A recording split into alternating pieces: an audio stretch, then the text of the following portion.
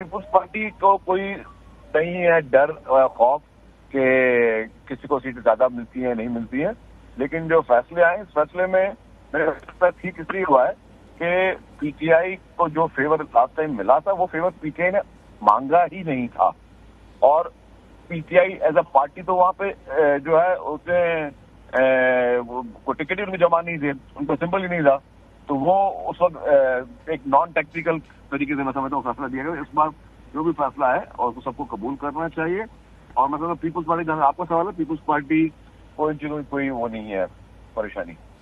अच्छा, जाहिर है एक इशू था, बड़ा इशू था, पाकिस्तान तहरीक इंसाफ को उम्मीद थी, उनकी उम्मीद के खिलाफ फैसला आया है, तो मुल्की सियासत के अंदर ऑलरेडी ये जो तकसीम है, आपको लगता है कि उसके अंदर थोड़ी सी कमी आएगी? जाहिर है कि इशू हल हो गया है, सबसे बड़ा फोरम सुप्रीम कोर्ट का फोरम है, सुप्रीम कोर्ट से फैसला आ गया, इसके पास तो इसके बाद तो कोई और फोरम ही नहीं है, तो आपको लग रहा है कि जिस तरह कल शहबाज शरीफ साहब गए मिलने अपोजिशन बेंचेस के ऊपर, को हालात बेहतरी की तरफ जाएंगे या फिर ये लड़ाई सियासी मजीद बढ़ेगी? नहीं, मैं समझता हूँ कि लड़ाई जो है ना इसको होनी नहीं चाहिए। लड़ाई तो इलेक्शन में मुकाबला होना चाहिए, लड़ाई कभी भी नहीं होनी चाहिए किसी सूरत में भी।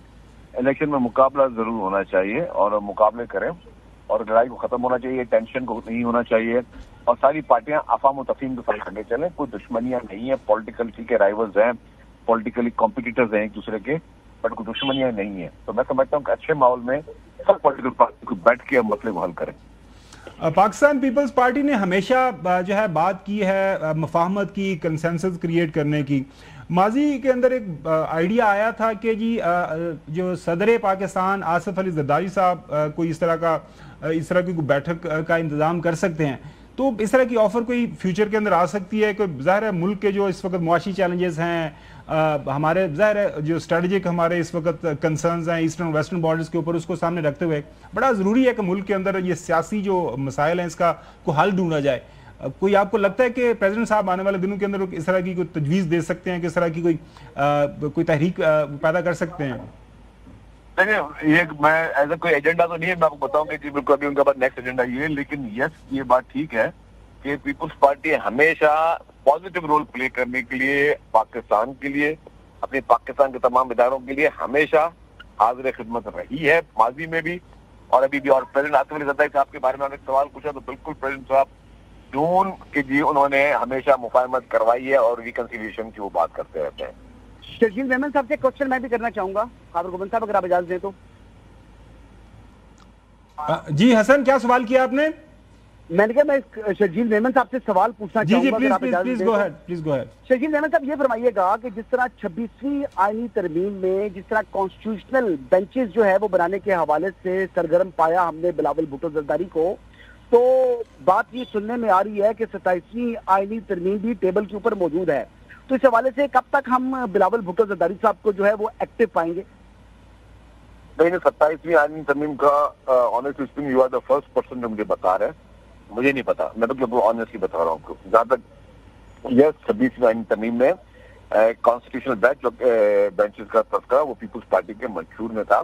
हम आईनी सरबराह, आईनी अदालतें हम चाहते थे उसको, और पीपुल्स पार्टी ने इस पर मंशूर अपने वो बात की, और चेयरमैन साहब was very strict about it कि वो होना चाहिए।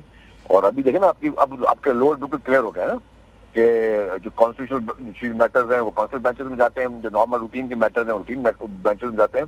ये एक बेहतरी आई है, मैं समझता हूँ इसके आफ्टर इफेक्ट अच्छे हैं कि बुरे नहीं है।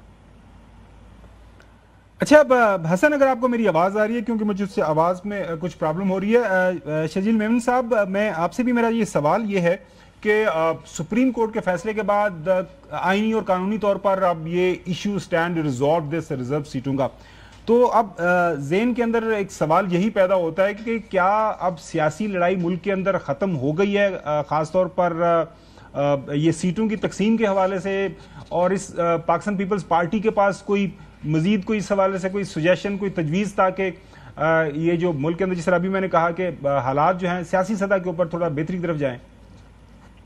तो मैं समझता हूँ कि हम सबका एक फोकस होना चाहिए, हमारे पॉलिटिशियंस का, हमारी हुकूमतों का, हमारे पॉलिटिकल पार्टीज का, हमारे मीडिया का, कि हम पूरी कौम को एक तरफ लेके जाएं, यूनिटी और यूनिटी की तरफ हम एक तरफ ले जाएं। रिसेंटली आपने देखा जो ग्लोबल हालात थे रिसेंटली पाकिस्तान ने एक बहुत ही कामयाबी के साथ एक जंग जीती, इसमें पाक अफवाज ने और पाकिस्तान एयरफोर्स ने एक बहुत ही अहम किरदार अदा किया, फिर पूरा मुल्क एक कौम एक साथ हुआ। अब मुल्क को, इकॉनमी को बेहतर करना है, मुल्क में मुआशी हालात बेहतर करने हैं, लोगों के हालात बेहतर करने, लोगों की परेशानी दूर करना है, तो हमें सब ने यूनाइटेड होना पड़ेगा। ये इख्तलाफात को हमें दफन करना पड़ेगा वंस फॉर ऑल। मैं समझता हूँ कि इस पर आना चाहिए और एक ही एजेंडा होना चाहिए कि हम किस तरह लोगों को यूनाइट कर सकें, जो हमारी जो पोलराइजेशन है उसको खत्म कर सकें। अनफॉर्चुनेटली माजी में पोलराइजेशन के लिए बहुत बड़ा काम हुआ है और हमने बहुत गहरी वो तलखियां बढ़ा दी हैं, उनको खत्म करना पड़ेगा, उसको फिक्स करना पड़ेगा। और वो मैं समझता हूँ कि डेफिनेटली पहली रिस्पॉन्सिबिलिटी हुक्मरान जमात की है कि वो उसमें किरदार अदा करे। ड्यूरिंग वॉर भी प्राइम मिनिस्टर शहबाज शरीफ साहब ने कहा था कि सब पार्टी को साथ लेकर चलेंगे। अभी भी मतलब मैं समझता हूँ कि अब सब पूरी कौम का काम है कि हम इनको सबको यूनाइट करके ले चलें। अब ये सारी चीजें जो भी तलखियों के चैप्टर एक साइड पे हो गए, अब हमने मिलकर किस तरह आगे लेकर चलना है, मिलकर पाकिस्तान को कैसे तरक्की की राह पे लेकर जाएं और अवाम को रिलीफ कैसे दे सकें। देखिए अवाम परेशान है, अवाम को रिलीफ देने के लिए सबने इस महंगाई के खिलाफ जंग लड़नी है, आपस में जंग नहीं लड़नी है। शर्जील मेमन साहब, जाहिर है साहब की ख्वाहिश भी यही है, लोग इस बात के ऊपर अपनी राय का इजहार भी करते हैं कि बेहतरी होनी चाहिए, लेकिन अभी तक कोई काबिल अमल हमारे सामने तजवीज़ नहीं आई। मतलब खास तौर पर पाकिस्तान पीपल्स पार्टी, जाहिर है जिसे मैंने अर्ज किया कि मुफाहमत की सियासत आप लोग करते हैं, लेकिन दूसरी तरफ अपोजिशन है, उनके कंसर्न है खासतौर पर पाकिस्तान तहरीक इंसाफ के, तो उनके कंसर्न एड्रेस करने के लिए कोई बिहाइंड द सीन कोई आपकी बातचीत हुई हो या बातचीत करने का इरादा हो या कोई ऐसी तजवीज़ आपके जहन में हो कि आने वाले दिन के अंदर जिसको पेश किया जा सके, जिस तरह अभी आपने कहा कि देयर इज ए पॉसिबिलिटी के आने वाले दिनों के अंदर जो है प्रेसिडेंट आसिफ अली जरदारी साहब इस हवाले से कोई बात करें? नहीं, मैं कहता हूँ मेरी तो होप है, मैं तो उम्मीद करता हूँ अल्लाह करे और दिल से दुआ है कि अल्लाह करे कि हम पूरी कौम यूनाइटेड हो जाए और हमारे लड़ाइयाँ खत्म हो जाए। लेकिन देखें प्रॉब्लम क्या है, प्रॉब्लम यह है कि पीटीआई को, मैं इसलिए नहीं बोलता कि पीटीआई के हम लोग अभी वो ऑपोजिशन में बैठ के उनकी बात करें, पीटीआई को अपना रवैया थोड़ा बेहतर करना पड़ेगा और वो शुरुआत होगी कि इमरान खान साहब जेल से बैठकर अपने रहनुमाओं को बोलें कि कम से कम जबान अपनी अच्छी रखो, अगर अमली तौर पर किसी के लिए बेहतरी नहीं कर सकते हो तो दो अल्फाज अच्छे बोल दिया करो।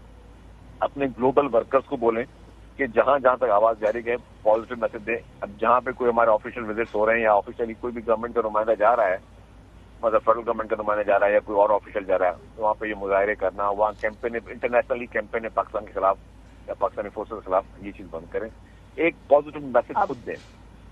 मैं एक बात खुद दें। ये एक सवाल मेरा आपसे ये है कि ये बताइएगा कि क्या आपको लगता है कि इस वक्त पाकिस्तान तहरीके इंसाफ को दीगर जमातों के साथ जो है वो ताल्लुकात बेहतर करने से पहले अंदरूनी तौर पर अपने ताल्लुकात में आपस बतौर जमात जो है वो एक जमात होना चाहिए? क्योंकि मुझे तो बजाय तकसीम दिखाई देती है, अगर उनका सिंध चैप्टर देख लें, केपी चैप्टर देख लें, इवन के यूएसए जो पाकिस्तान तहरीके इंसाफ है वो भी तकसीम है और एक दूसरे के साथ दस्तों गिरबान है। यहाँ पर आप ये देखेंगे अलीमा खान साहबा जो है वो और जो है वो अली बिन गंडापुर साहब, उनके इख्तिलाफात सामने आ रहे हैं।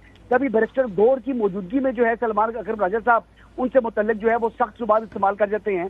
तो पहले तो उनको अंदरूनी तौर पर खुद जो है वो एक होना होगा। मेरे ख्याल से आप कौन से ग्रुप से बात करेंगे अगर बात करनी है तो?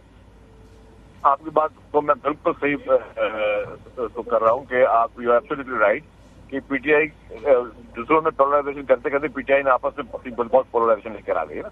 अब पीटीआई का बड़ा प्रॉब्लम क्या है, पीटीआई के आधे लोग क्यू का मुरब्बा था, कुछ लोग शुरू में जहाजों में भर भर के आके किसी ने पीटीआई ज्वाइन की, गलों में पट्टे डाले गए और उस वक्त जो है के दौर में जैसा पता है कि किस तरह हॉर्स ट्रेडिंग की गई, प्राइवेट जेट्स में लाके इनके वफादार तब्दील हुए, फिर बाद में कुछ लोग शौकी आए। अब प्रॉब्लम है कि आज ही इस वक्त भी पीटीआई वही है जो कि विकेटों के दोनों तरफ खेल रही है। मतलब आप देख लेंगे जो लोग चले कुछ तकलीफ में है, जो तकलीफ में नहीं है, बाहर वो लोग हैं जिनमें से मेजोरिटी ऐसी है कि जो कि विकेटों के दोनों तरफ खेल रहे हैं। मतलब एक तरफ भी ठीक है, उसमें अपने लीडर के सामने भी अच्छा बनने की कोशिश कर रहे हैं और दूसरी जानिब अच्छा बनने की कोशिश कर रहे हैं। तो वो आधी पीटीआई इस वक्त उस लोगों में भरी हुई है। दूसरा ये है कि आपस में भी कॉम्पिटिशन है। जैसे आपने कुछ नाम लिए, मैं उनके फैमिली मेंबर के नाम नहीं लेता, लेकिन उससे पहले भी इख्तलाफात सामने आया, अभी भी इख्तलाफात सामने आया।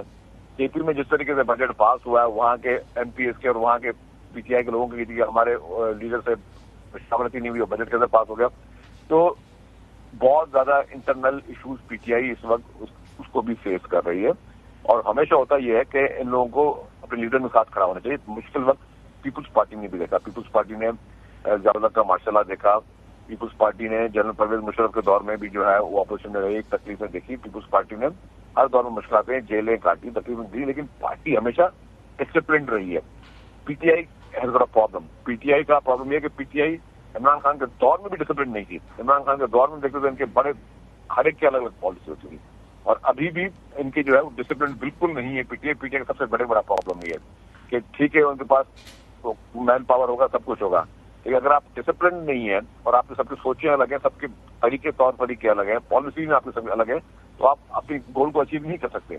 तो पीटीआई को हाउस इन ऑर्डर करने के लिए पहले तो अपने इमरान खान को अपना रवैया तब्दील करना होगा। जो मैंने पहले बात की ना, थोड़ा पॉजिटिविटी ले आए, he is with the full of negativity.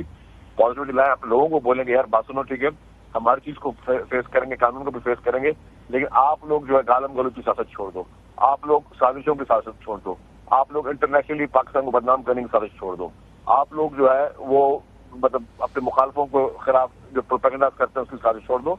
आप एक पॉजिटिव सियासत के साथ चलें, तो दूसरे आपके पास दूसरों को आप इमोशनली इस तरह उसमें ले आए कि लोग आपके साथ जुड़ने में मजबूर हो जाए, लोग आपके साथ बैठ के बात करने में मजबूर हो जाए। जब इंसान किसी का रवैया दिखता है, रवैया ही रवैया को तब्दील करता है, बगैर रवैये के आप रवैये नहीं तब्दील कर सकते। मगर हर तरफ तलखी होगी तो चीजें बेहतर नहीं होती हैं, कभी आपको अपने रवैये में बेहतरी लानी पड़ती है। शर्जील मेमन साहब, बहुत शुक्रिया वक्त देने के लिए।